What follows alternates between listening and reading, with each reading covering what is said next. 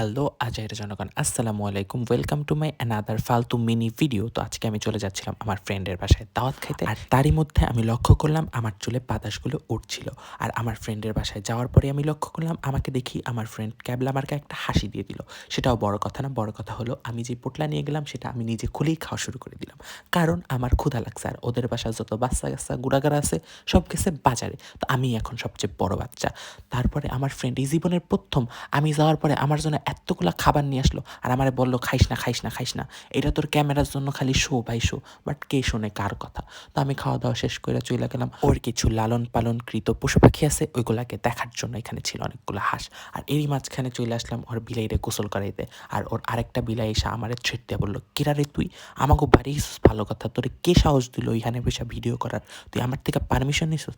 তারই মাঝখানে দেখলাম যে ওর ভাইরে গোসল করাইতেছে, বাট ওর ভাই গোসল করবে না, কষ্ট তার গোসল না করে থাকতে ভাল লাগে। আর ও কলের মাথায় উঠতে চাইতেছিল, ভাই মানুষ গাছে ওঠে বাট ও কলের মাথায় ওঠে। তারপরে এই তো ভদ্রলোক এক জায়গায় নিজের শরীর চাটতেছিল, আর আমি এখানে খাইতে বসলাম। খাবারটা আসলেই মজা ছিল।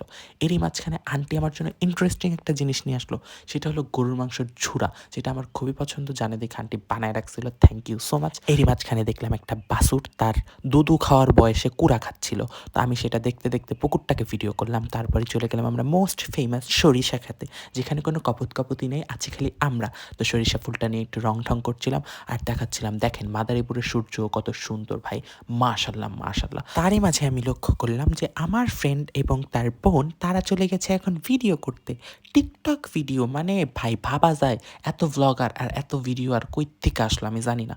তো আমার ভিডিও শেষ, এখন আন্টি আমাকে খাইতে দিল পায়েস, যেটাও খুবই মজা হইতেছিল। আর আমি বলতেছিলাম, ভাই এত মজার রান্না কে করে, অনেক মজা। এবং তারপরে চলে যাচ্ছিলাম আমি আমার বাসার উদ্দেশ্যে, এবং আমার ফ্রেন্ড আমাকে বলতেছিল তুই আর আইস না ভাই, অনেক চালাস, কিন্তু আপনারা কিন্তু আবার আইসেন, ঠিক আছে? সাবস্ক্রাইব করে যান, টাটা।